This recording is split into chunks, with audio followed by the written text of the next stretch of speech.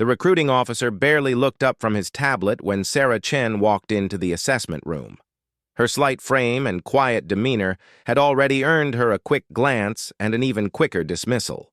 At 19, she stood 5'4" tall, with black hair pulled back in a simple ponytail and dark eyes that seemed to take in everything without judgment. "Next!"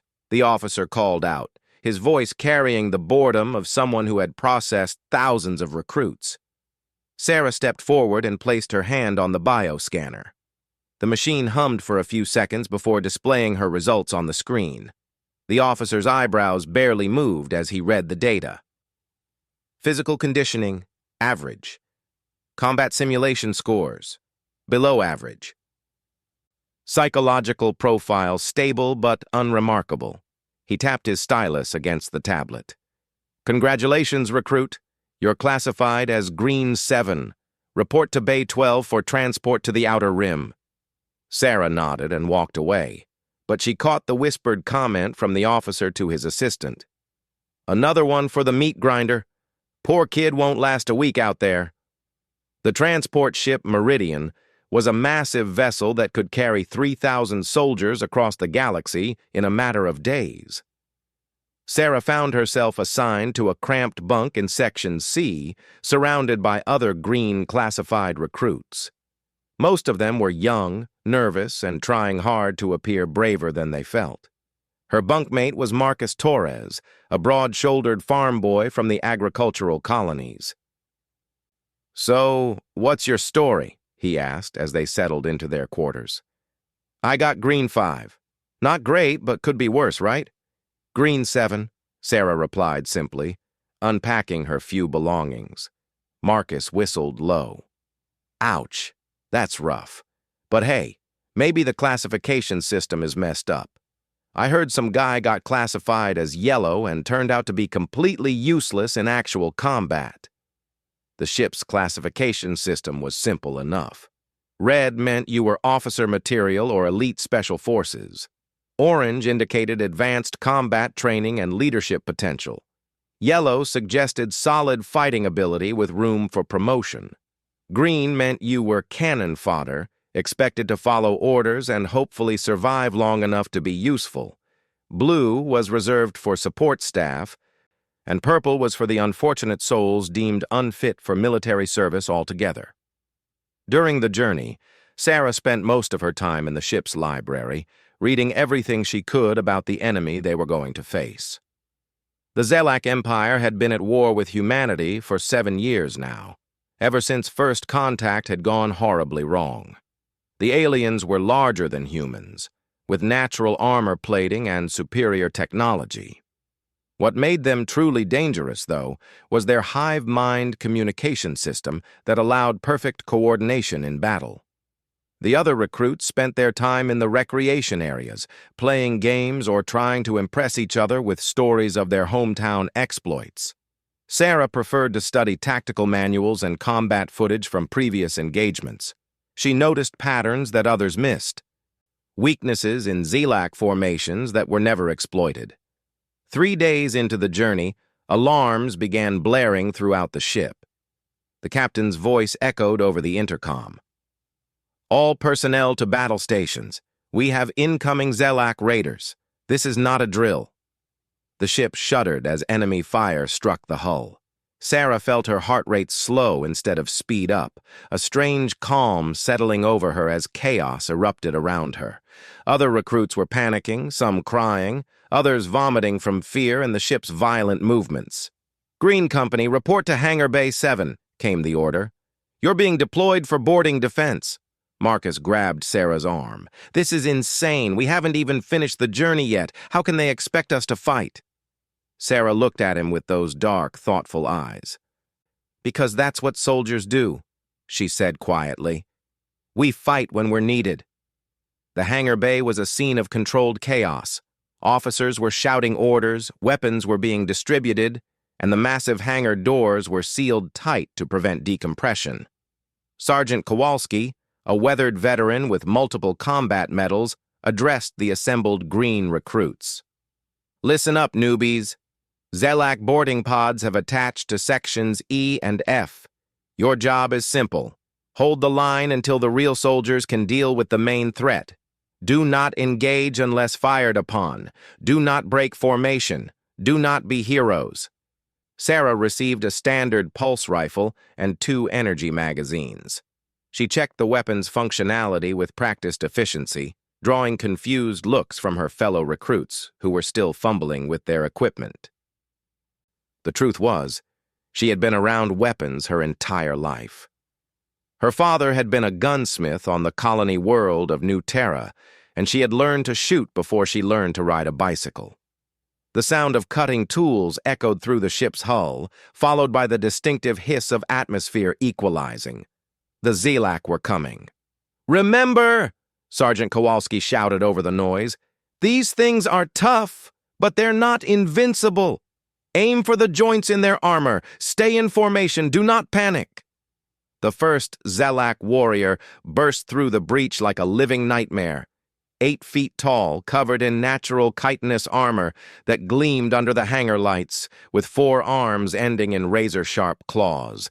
Its head was elongated, almost insectoid, with compound eyes that seemed to see everything at once. The creature let out a shrieking battle cry that made half the recruits step backward in terror.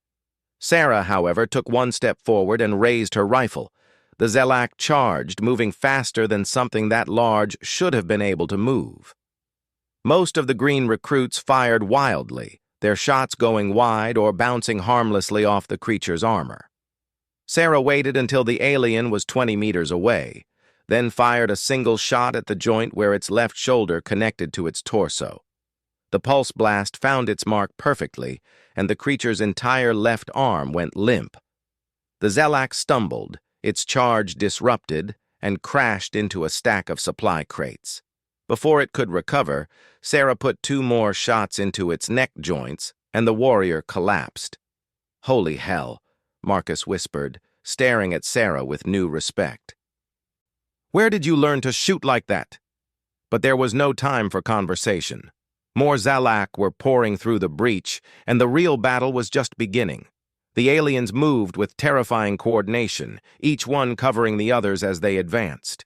Their weapons fired superheated plasma that could melt through standard armor in seconds. The green recruits were falling back, their formation breaking apart under the alien assault.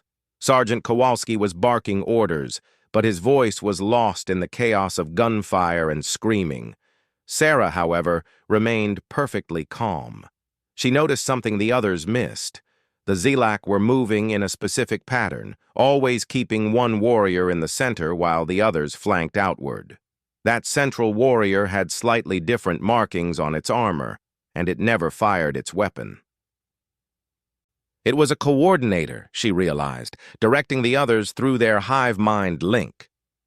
Sarah dropped to one knee behind a cargo container and lined up her shot. The coordinator was 40 meters away, partially hidden behind its companions, but she could see enough of it. She took a deep breath, held it, and squeezed the trigger. Her shot punched through a gap in the alien formation and struck the coordinator in its elongated head. The effect was immediate and dramatic. The other Zelak warriors suddenly stopped their coordinated advance and began moving erratically, bumping into each other and firing in random directions. "The one in the middle!" Sarah shouted to her fellow recruits. "Take out the one in the middle!" The surviving green recruits focused their fire on the confused coordinator, and within moments, it collapsed. Without their link to the hive mind, the remaining Zelak warriors fought like individuals instead of a unified force, and the human defenders were able to pick them off one by one.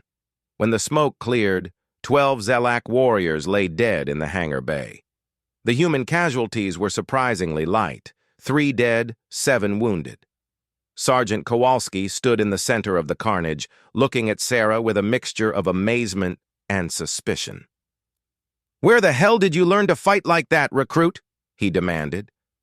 "I studied their tactics during the journey, sir," Sarah replied simply. "I noticed they always operate with a coordinator."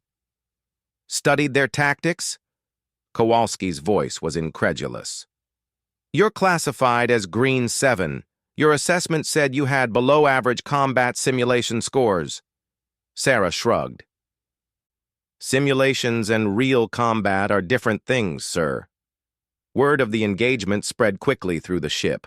A Green 7 recruit had not only survived her first combat encounter, but had effectively neutralized a Zelak boarding party by identifying and eliminating their coordinator. The other soldiers began looking at her differently, with a mixture of respect and curiosity. Captain Morrison himself came down to the hangar bay to survey the damage and debrief the survivors. He was a tall, stern-faced man with gray hair and eyes that had seen too much war. When Sergeant Kowalski pointed out Sarah and explained what had happened, the captain studied her for a long moment. "What's your background, recruit?" he asked. "Colony World Farmer, sir. New Terra settlement. No military training? No combat experience?" "No, sir." Captain Morrison walked over to examine the dead Zelak coordinator. Sarah's shot had been perfectly placed, entering through the eye and destroying the creature's brain.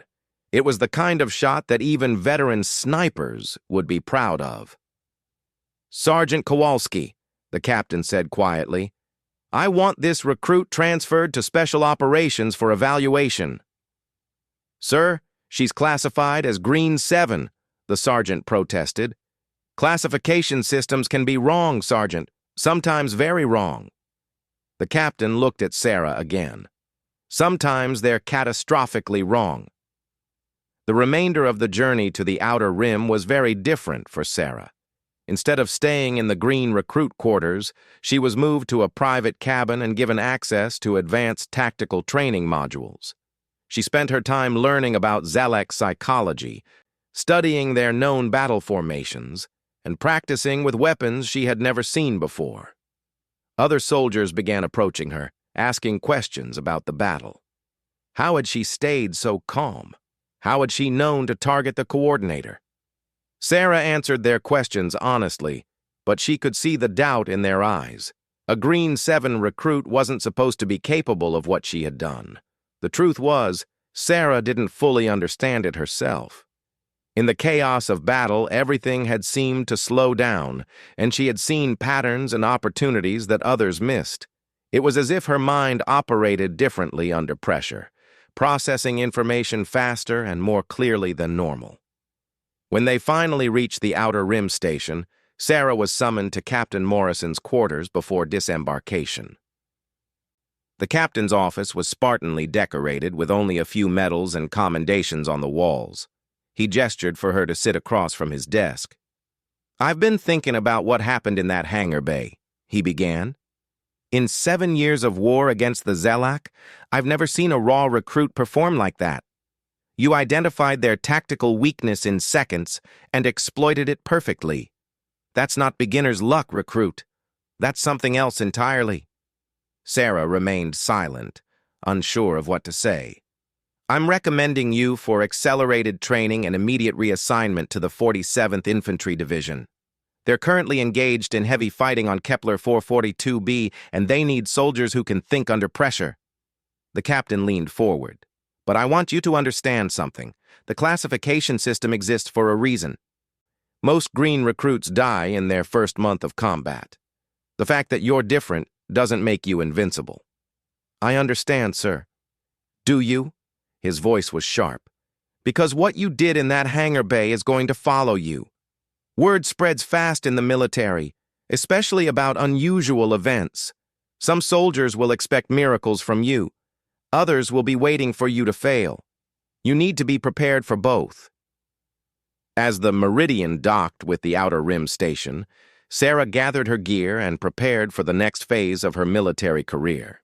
She had no way of knowing that the engagement in the hangar bay was just the beginning, that her actions had already earned her a reputation among the soldiers who served on the ship. The station itself was a massive structure, part military base and part spaceport. Thousands of soldiers moved through its corridors daily, heading to and from various combat zones across the galaxy. Sarah followed the signs to the 47th Infantry Division staging area where she was supposed to report for assignment. The staging area was filled with soldiers who looked nothing like the green recruits she had traveled with. These were veterans, marked by scars, missing limbs, and the 1,000-yard stare that came from extended combat exposure. They wore their armor with the casual confidence of professionals, and their weapons showed the wear patterns of frequent use. Sarah approached the assignment desk, where a corporal with cybernetic eyes was processing incoming personnel. Sarah Chen, reporting for assignment to the 47th Infantry Division, she announced. The corporal scanned her orders on his tablet, then looked up at her with surprise. "You're the Green 7 who took out a ZLAC coordinator?" Word really did travel fast in the military. "Yes, Corporal." "Well, I'll be damned."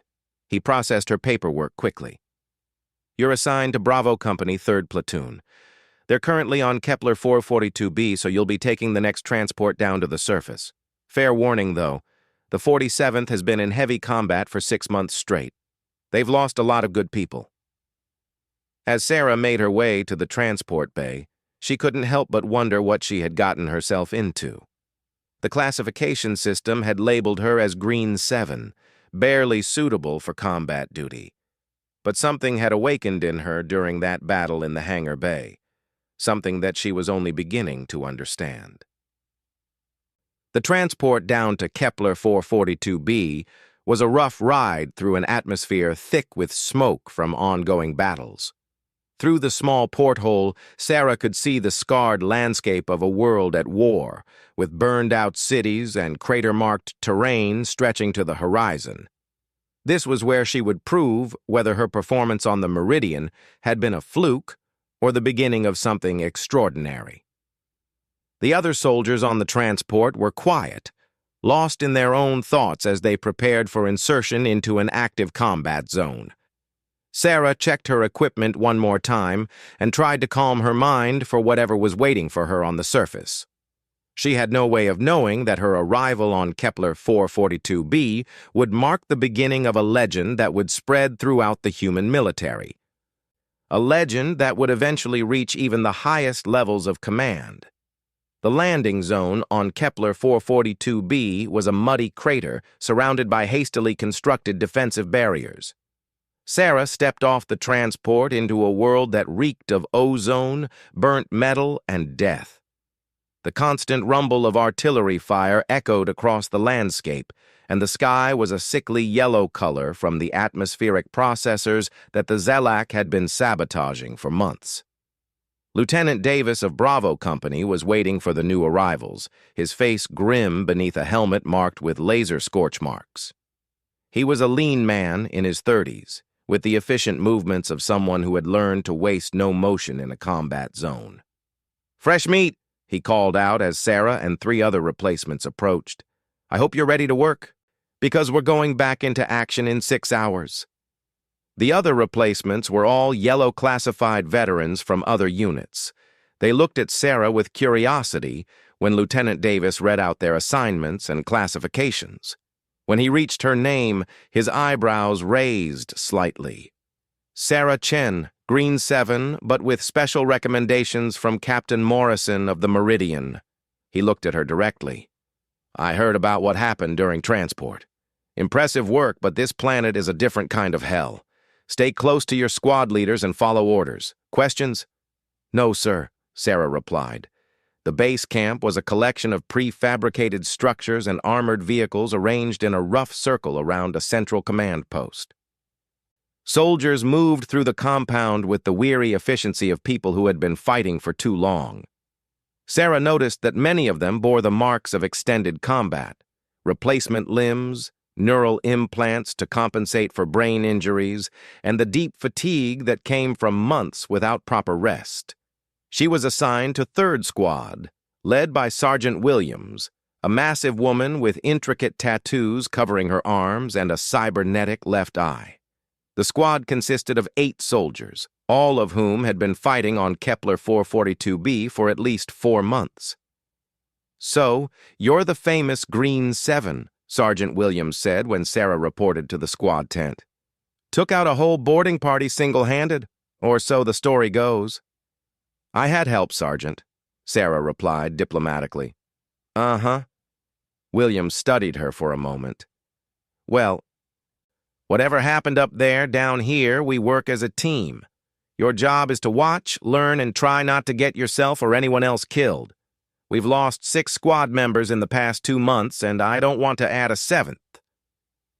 The other squad members introduced themselves with the casual friendliness of soldiers who might not live long enough to form deep relationships.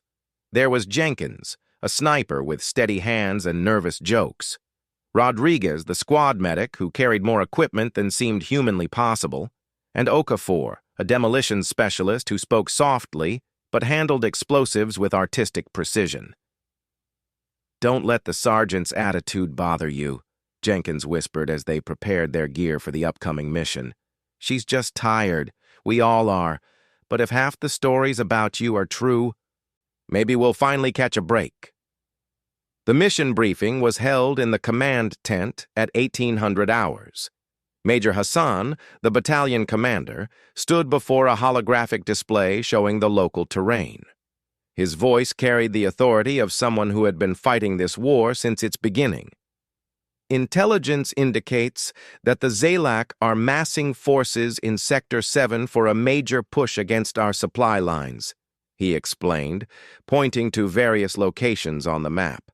Bravo Company will conduct a reconnaissance in force to determine enemy strength and disposition. Expect heavy resistance. Sarah studied the terrain display with the same intensity she had applied to the tactical manuals during her journey. The area was a series of low hills and valleys with several choke points that could be used defensively. She noticed something that the briefing hadn't mentioned. There was a pattern to the Zelak positions that suggested they were not just massing for an attack, but preparing to funnel human forces into a killing zone. After the briefing, as the soldiers prepared for departure, Sarah approached Lieutenant Davis. Sir, may I ask a question about the mission? What is it, Chen? The Zalak positions in Sector 7. They're arranged to create overlapping fields of fire in the valleys. If we advance along the planned route, we'll be walking into an ambush. Lieutenant Davis looked at her with surprise, then pulled up the tactical display on his personal tablet. He studied it for several minutes, his expression growing more thoughtful. Show me what you see. Sarah pointed out the positioning of the enemy forces, explaining how the Zelak typically used terrain to their advantage and how their current arrangement suggested a trap rather than a staging area for offense. Her analysis was detailed and precise, showing an understanding of Zelak tactics that impressed the lieutenant. You learned all this from studying during transport? Yes, sir, and from observing their behavior patterns during the boarding action. Lieutenant Davis forwarded Sarah's analysis to Major Hassan, who reviewed it and made adjustments to the mission plan. Instead of advancing directly into Sector 7, Bravo Company would take a more circuitous route that avoided the obvious ambush sites. The mission launched before dawn, with 3 squads moving through the rugged terrain under cover of darkness. Sarah found herself in the middle of 3rd Squad's formation, her senses hyper-alert as they navigated through areas that had been contested battlegrounds for months. The first sign of Zelak presence came from Jenkins, who was serving as point man. He raised his fist in the universal signal to halt, then used hand signals to indicate enemy movement ahead. Through her scope, Sarah could see a Zelak patrol moving through a narrow ravine about 200 meters away. Sergeant Williams used the squad's tactical communication system to coordinate with the other squads. The plan was simple: wait for the patrol to pass, then continue toward their observation point. But as Sarah watched the alien patrol, she noticed something unusual about their formation. The Zelak were moving in a specific pattern, with certain individuals repeatedly checking small devices they carried. They weren't patrolling. They were laying something. Sarah activated her comm unit and whispered urgently to Sergeant Williams. Sergeant, they're not patrolling. They're planting mines or sensors. Williams looked through her own scope, studying the alien formation. After a moment, she nodded grimly. "You're right. Damn things are seeding the area with detection equipment." This changed everything. If the Zalak were placing sensor nets throughout the region, it meant they knew human forces were coming and were preparing to track their movements. The reconnaissance mission had just become much more dangerous. Lieutenant Davis, monitoring from his position with First Squad, made a quick decision. "We take them out before they can finish their work. Third Squad, you have the best angle. Can you neutralize the patrol quietly?" Sergeant Williams assessed the situation. 8 Zalak warriors spread out over a 100-meter area, working methodically to place their detection equipment. A frontal assault would be noisy and might alert other enemy forces in the area, but allowing them to complete their work would compromise the entire mission. "Chen," Williams whispered over the comm, "you studied these things. What's the best way to take them out?" Sarah observed the patrol for another minute, noting their positioning and behavior. "They're focused on their work, not on security. If we can eliminate their coordinator first, the others will be confused for at least 30 seconds. That should be enough time to take them all out." "Which one's the coordinator?" Sarah pointed to a Zalak warrior that was slightly larger than the others, with different markings on its armor. It wasn't carrying detection equipment, but was moving between the other warriors, apparently supervising their work. "That one, center left by the large boulder." Sergeant Williams looked at the target through her scope. It was a difficult shot, requiring precision and perfect timing. She was about to take the shot herself when Sarah spoke up. "Sergeant, I can make that shot." Williams turned to stare at her. "You're a Green 7 with 0 combat experience on this planet, but I've studied Zalak physiology and behavior patterns. I know exactly where to hit for maximum effect." There was a moment of tense silence as Williams weighed the options. Taking the shot herself was the safe choice, but Sarah had already proven her capabilities once. And if her analysis of Zalak tactics was accurate, she might indeed be the better choice for this particular shot. "Do it," Williams decided. "But if you miss, we all pay the price." Sarah positioned herself carefully, using a small outcropping of rock to steady her rifle. The distance was approximately 180 meters, with a slight crosswind from the east. She adjusted her scope accordingly and focused on her target. The Zalak coordinator was standing near a cluster of its subordinates, its elongated head turning as it observed their work. Sarah waited for the perfect moment, when the creature would be perfectly still and positioned to create maximum confusion among its followers. She took a deep breath, held it, and squeezed the trigger. The shot was perfect. The pulse blast struck the coordinator in its primary nerve cluster just below its head. The creature collapsed instantly, and exactly as Sarah had predicted, the other Zalak warriors stopped their work and began moving erratically, looking for threats they couldn't identify. "Now," Sergeant Williams ordered, and Third Squad opened fire. Within seconds, all 8 Zalak warriors were dead. The entire engagement had lasted less than a minute, and the noise had been minimal. More importantly, they had prevented the aliens from completing their sensor network. As the squad moved forward to examine the bodies and collect any useful intelligence, Rodriguez, the squad medic, approached Sarah with admiration in his eyes. "That was some shooting," he said quietly. "Most green recruits can't hit a stationary target at 50 meters, let alone make a precision shot like that." Word of the engagement spread quickly through the company. By the time they reached their observation point and began gathering intelligence on Zalak positions, every soldier in Bravo Company had heard about the new recruit who had identified an enemy trap and then eliminated a Zalak coordinator with a single shot. From their hidden observation post, Sarah spent the next 12 hours studying Zalak movements and positions. She filled 3 pages with detailed notes about their deployment patterns, logistics operations, and command structure. Her observations were far more comprehensive than anything the company had gathered in previous reconnaissance missions. "Look at this," she explained to Lieutenant Davis, pointing to her sketched map of the enemy positions. "They're not just preparing for an attack on our supply lines. This formation suggests they're planning to advance toward our main base after they cut off our resupply routes." Davis studied her analysis, comparing it to the intelligence reports they had received from higher command. Sarah's conclusions painted a picture of a much larger and more coordinated Zelak operation than anyone had suspected. "If you're right, we need to get this information back to Major Hassan immediately," Davis said. "This could change our entire defensive strategy." The return journey to base was uneventful, but the impact of Sarah's intelligence was immediate and dramatic. Major Hassan reviewed her reports and observations, then forwarded them to division headquarters with his highest priority classification. Within hours, the entire sector's defensive posture was being reassessed based on Sarah's analysis of Zelak intentions and capabilities. Additional forces were being deployed to strengthen positions that had previously been considered secure, and plans were being made to disrupt the enemy's preparation for their larger offensive. That evening, as Sarah cleaned her weapon and prepared her gear for the next day's operations, Sergeant Williams approached her with an expression that mixed respect and curiosity. "I've been fighting these alien bastards for 18 months, Williams said. "I thought I understood them pretty well."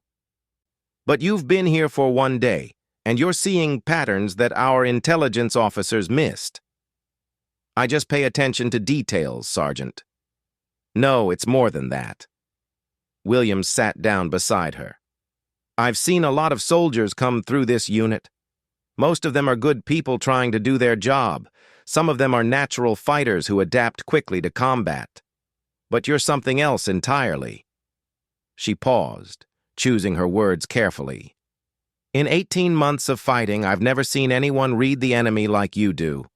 It's like you can see inside their heads and understand how they think. That's not something you learn from textbooks." Over the following weeks, Sarah's reputation continued to grow throughout the 47th Infantry Division. She participated in 17 combat missions and in every single engagement. Her tactical insights proved valuable. She could predict Zelak movements with uncanny accuracy, identify weaknesses in their formations, and suggest countermeasures that consistently gave human forces significant advantages. But it wasn't just her tactical abilities that impressed her fellow soldiers. Sarah remained calm and focused in situations that left experienced veterans shaken. She made decisions quickly and correctly under pressure, and she never seemed to doubt herself or hesitate when action was required.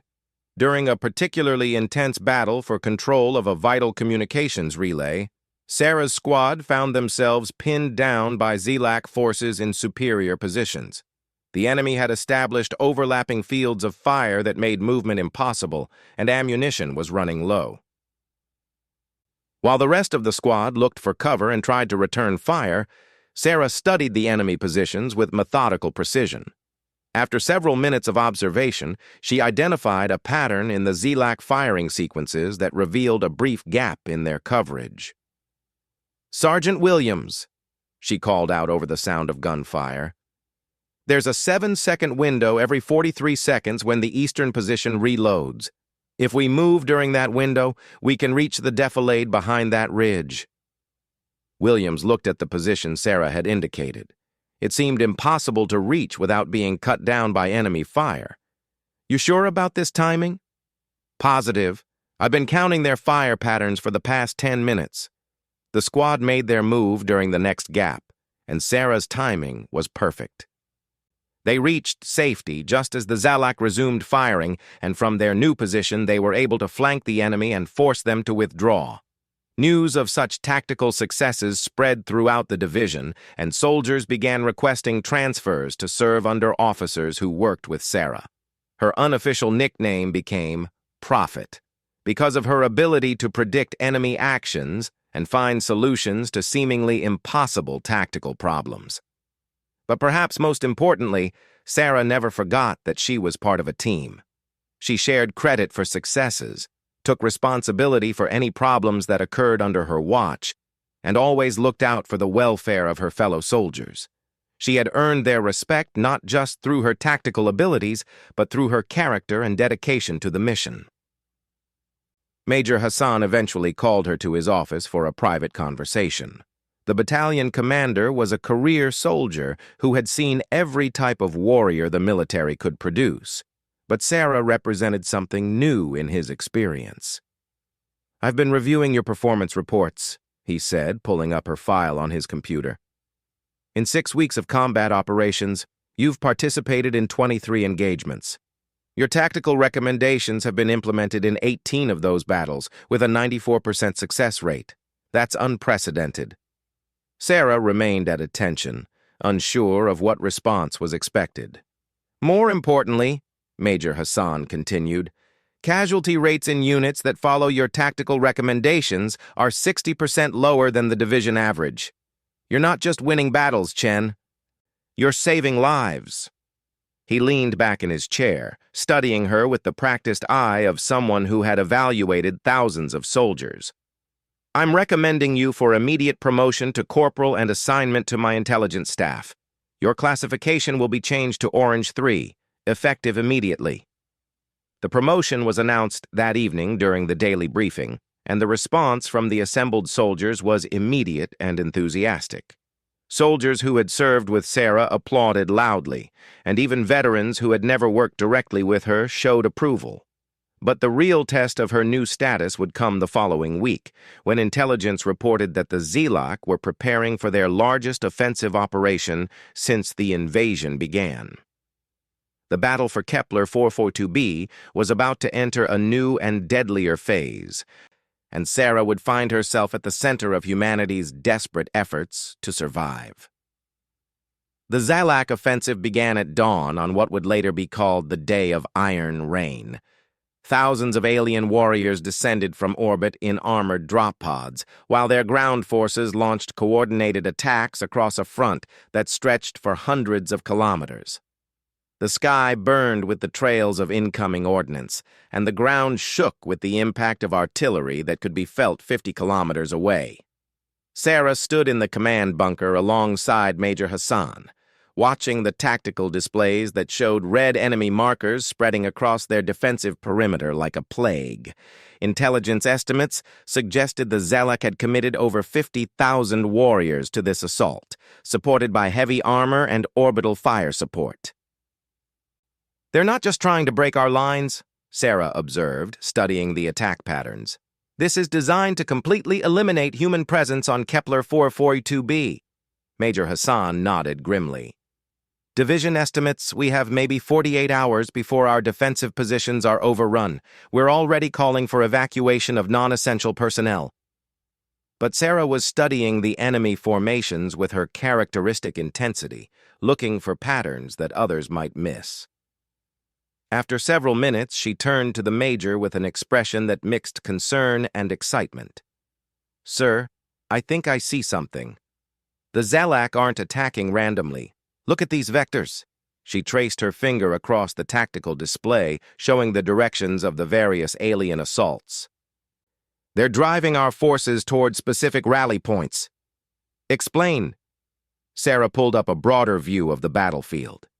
"Every one of their major attacks is designed to force our units to fall back to these 3 locations: Hill 247, the Meridian Valley Complex, and the communications array at Outpost Zebra. They're hurting us." Major Hassan looked at the pattern Sarah had identified. She was right. The Zelak weren't trying to destroy human forces piecemeal. They were maneuvering them into specific locations. "But why? What's at those locations?" "I don't know yet, sir. But whatever they're planning, it requires our forces to be concentrated in those areas. Which means we shouldn't go there." The Major stared at the tactical display for a long moment. Following standard defensive doctrine would indeed concentrate the majority of human forces at those 3 positions. They were logical defensive positions with good fields of fire and strong natural barriers. But if Sarah was right about Zelak intentions, those positions might be traps. "If we don't fall back to those positions, where do we go?" he asked. Sarah had already been thinking about that problem. She pulled up topographical maps of the region and began highlighting alternative positions. Here, here, and here. These locations don't offer as strong defensive advantages, but they're not where the Zelak expect us to be. You're asking me to abandon our prepared defensive positions based on a theory. Yes, sir, I am. Major Hassan looked at the young woman who had been classified as Green 7 just months earlier. Her tactical insights had saved countless lives over the past weeks, and her analysis of enemy intentions had proven accurate time after time. But this decision would affect the entire division. I need more than intuition, Corporal Chen. What makes you so certain the Zelak are hurting us? Sarah accessed the intelligence database and began pulling up reports from previous Zelak operations on other worlds. Her fingers flew across the interface as she compiled data that few people had ever looked at comprehensively. On Sigma Draconis, the Zelak used identical tactics before deploying orbital bombardment weapons against concentrated human forces, she explained, displaying the historical data. On New Caledonia, they herded human defenders into prepared killing zones before releasing bioweapons that were designed to work in enclosed spaces. She continued pulling up example after example, showing a pattern of Zelak behavior that spanned multiple campaigns. In every case, the aliens had used coordinated attacks to manipulate human defensive positions before deploying some form of area effect weapon that was devastating against concentrated forces. They've done this before, sir, multiple times, and every time human commanders followed standard defensive doctrine and concentrated their forces exactly where the Zelak wanted them. Major Hassan reviewed the historical data, his expression growing more troubled with each example. The pattern was undeniable once Sarah had pointed it out. But acting on this intelligence would require him to override direct orders from Division Command. Sir, Sarah continued, I request permission to take a small reconnaissance team to investigate these rally points. If I'm right about this being a trap, there should be evidence of Zelak preparation. The Major considered the request. It was dangerous, but the intelligence could be crucial. Take 3rd Squad, but I want you back in 6 hours with confirmation one way or the other. Sarah assembled 3rd Squad, now under her direct command following her promotion. Sergeant Williams had been transferred to train new recruits, and Sarah found herself leading soldiers who had months more experience than she did. But none of them questioned her authority. Her tactical abilities had earned their complete confidence. The journey to Hill 247 took them through territory that had been contested for weeks. The landscape was scarred by craters and littered with the debris of countless battles. As they approached the hill, Sarah noticed something that made her call for a halt. Rodriguez, she whispered to the squad medic, look at that ridgeline through your scope. Tell me what you see. Rodriguez studied the area carefully. Looks normal to me, Corporal. Standard defensive position. Look at the ground around the base of the hill. See those regular patterns in the soil? Rodriguez looked more carefully, then his expression changed to one of alarm. Those aren't natural formations. Someone's been digging there. Sarah had spotted what appeared to be carefully concealed excavation work around the base of Hill 247. Using her tactical binoculars, she could make out subtle signs that heavy equipment had been moved in and out of the area, despite the ongoing battle. Jenkins, she called to the squad sniper, can you get close enough to identify what they've buried there? Jenkins low-crawled to within 50 meters of the suspicious area, using his advanced scope to examine the concealed excavations. What he found confirmed Sarah's worst fears. Corporal, he reported over the comm system, those are mining charges. Enough explosives to bring down half the hill. If our forces had concentrated there as planned, they could have killed thousands with a single detonation. Sarah immediately contacted Major Hassan with their findings. Sir, Hill 247 is rigged with massive explosive charges. I'm recommending immediate evacuation of all forces in the area and investigation of the other rally points. Similar reconnaissance of Meridian Valley and Outpost Zebra revealed the same pattern. Carefully placed charges that would have devastated concentrated human forces. The Zelak had been preparing this trap for weeks, using their assaults to drive human defenders exactly where they wanted them. Major Hassan made the decision to override division orders and evacuate all 3 positions. The move was controversial and put his career at risk, but Sarah's intelligence was too credible to ignore. Human forces were repositioned to the alternative locations Sarah had identified despite protests from higher command. The Zalek response was immediate and dramatic. When their sensors detected that human forces were not in the expected positions, they accelerated their assault schedule. Instead of methodically driving the humans into the trap over several days, they began a desperate, all-out assault to force the concentration of enemy forces. "They're panicking," Sarah observed from the new command post. "Their entire strategy depended on us being in those specific locations. Now they're improvising, and that makes them vulnerable." She was right. The Zalek assault lost its coordination as field commanders tried to adapt to the unexpected human positions. Their carefully planned attacks became chaotic charges that played to human defensive advantages. But the aliens had one more card to play. As their ground assault began to falter, massive objects began descending from orbit. The Zelak were deploying their heavy assault mechs, 60-foot-tall war machines that could level entire city blocks. 12 heavy mechs incoming, reported the sensor operator. Impact in 4 minutes.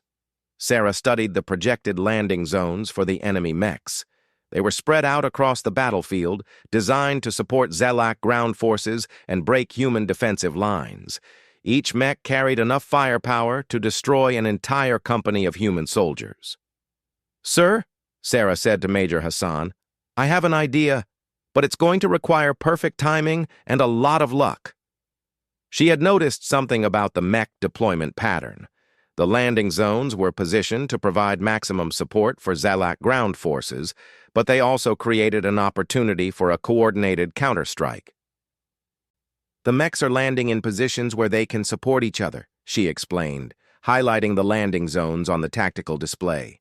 "But that also means they'll be clustered together for approximately 10 minutes after landing while they coordinate their next move." "What are you suggesting?" "We hit them all at once during that coordination window. Every available artillery piece, missile launcher, and air support asset we have left. If we can time it perfectly, we can destroy multiple mechs before they can disperse." Major Hassan looked at the plan Sarah was proposing. It would require using virtually every heavy weapon the division possessed in a single coordinated strike. If it failed, they would have no reserves left to deal with the surviving mechs. "The timing would have to be perfect," he said. "And we'd only get one shot." "Yes, sir, but if it works, we eliminate their heavy support and turn this battle around." The major made his decision. "Do it. Coordinate with all fire support elements and time the strike for maximum effect." Sarah took control of the division's fire support network, coordinating with artillery batteries, missile teams, and the few remaining aircraft that were still operational. She had never attempted anything on this scale before, but the principles were the same as the small unit tactics that had made her reputation. The Zalak mechs landed exactly where intelligence had predicted, their massive forms shaking the ground as they touched down. For approximately 8 minutes, they would be relatively stationary as their commanders coordinated their assault plans. "All units, this is Corporal Chen," Sarah announced over the fire support network. "Target designation is now active. Commence fire on my mark." She watched the tactical display, counting down the seconds until the optimal moment. The mechs had landed and were beginning their coordination sequence. In exactly 90 seconds, they would begin to disperse to their assault positions. "All units stand by," Sarah announced. 10 seconds. The tension in the command bunker was palpable. Dozens of artillery pieces, missile launchers, and aircraft were waiting for Sarah's signal to unleash everything they had at the Zalak mechs. 5 seconds, 4, 3, 2, 1, mark! The sky lit up as every available fire support asset opened fire simultaneously. Artillery shells, guided missiles, and energy weapons converged on the Zelak landing zones in a display of coordinated firepower that shook the entire battlefield. The first wave of fire struck the mechs while they were still clustered together. Massive explosions bloomed across the landing zones as human ordnance found its targets. Secondary explosions followed as damaged mechs' power systems overloaded and detonated. When the smoke cleared, 11 of the 12 Zelak heavy mechs had been destroyed or severely damaged. The surviving mech retreated toward friendly lines, its assault capability significantly reduced. The effect on Zelak ground forces was immediate and devastating. Without their heavy support, the alien assault began to falter. Human forces, inspired by the destruction of the supposedly invincible mechs, launched counterattacks that drove the Zelak back on multiple fronts. By the end of the day, the Great Zelak Offensive had been turned into a rout. Enemy forces were retreating across the entire front, abandoning equipment and positions they had held for months. The attempted extermination of human forces on Kepler 442b had failed completely. In the aftermath of the battle, Sarah found herself summoned to division headquarters. General Martinez, the overall commander of human forces on Kepler 442b, wanted to meet the young corporal whose tactical innovations had turned certain defeat into decisive victory. "Corporal Chen," the general said when Sarah reported to his office, "in 30 years of military service, I have never seen a single soldier have such a dramatic impact on a major battle. Your identification of the Zelak trap saved thousands of lives, and your coordination of the mech strike broke their entire offensive." Sarah stood at attention, still processing everything that had happened. "Thank you, sir. I was just doing my job." "No, Corporal. What you did was far beyond anyone's job description." General Martinez pulled up her service record on his computer. "I'm looking at a soldier who was classified as Green 7 less than 4 months ago. According to the assessment system, you were barely suitable for basic infantry duty." He paused, shaking his head in amazement. "Yet in 4 months of combat, you've consistently demonstrated tactical abilities that exceed most field-grade officers. You've saved hundreds of lives through your insights into enemy behavior, and today you essentially won the battle for Kepler 442b single-handedly."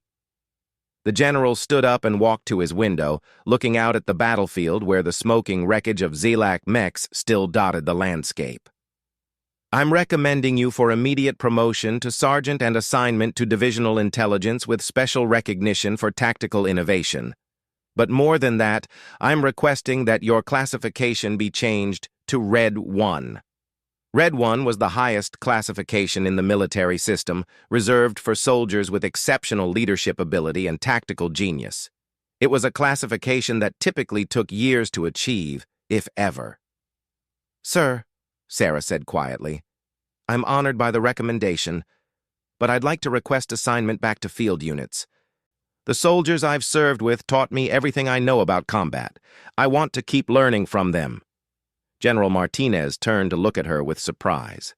Most soldiers would have jumped at the chance for a safe assignment to divisional intelligence, but Sarah was requesting to return to the dangers of frontline combat. "Why?" "Because the war isn't over, sir, and because I work best as part of a team. The soldiers in the field units are the ones who actually win battles. I just help them see opportunities they might miss." Word of Sarah's actions during the Great Battle spread throughout the human military faster than official reports could travel. Soldiers who had never met her began referring to her as the Prophet or the Witch for her seemingly supernatural ability to predict enemy actions and find solutions to impossible tactical problems.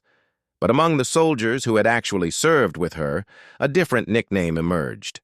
They called her Mythic. Not because of her tactical abilities, but because of her complete dedication to her fellow soldiers and her willingness to risk everything for their safety.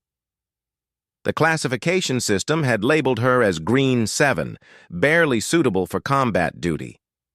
but the front lines had given her a different designation entirely.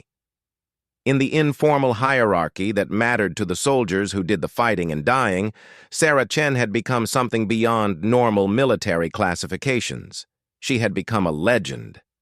6 months later, when the war finally ended with the Zelak Empire's surrender, Sarah was serving as a company commander with the rank of captain. Her tactical innovations had been adopted throughout the human military, and training programs were being developed to teach other soldiers her methods of enemy analysis and battlefield adaptation. But for Sarah, the most important recognition came from the soldiers who served under her command. They knew that their survival rates were higher, their missions more successful, and their tactical situations more manageable because of her leadership. She had proven that the classification system, despite its complexity and scientific basis, could sometimes be catastrophically wrong. The young woman who had been dismissed as cannon fodder had become one of the most respected tactical minds in the human military. Not because of any special enhancement or genetic modification, but because she possessed the rare combination of analytical intelligence, combat instinct, and selfless dedication that defined true military leadership. The classification system would eventually be reformed to prevent similar oversights in the future. But those changes came too late to affect Sarah's career.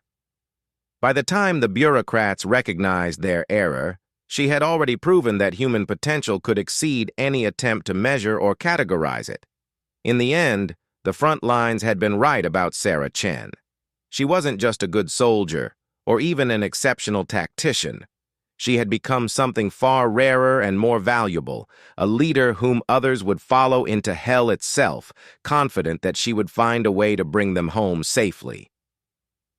The classification system had called her Green 7, but history would remember her as the soldier who proved that human courage and ingenuity could overcome any enemy, any obstacle, and any attempt to limit what people could achieve when they refused to accept the boundaries others tried to impose on them.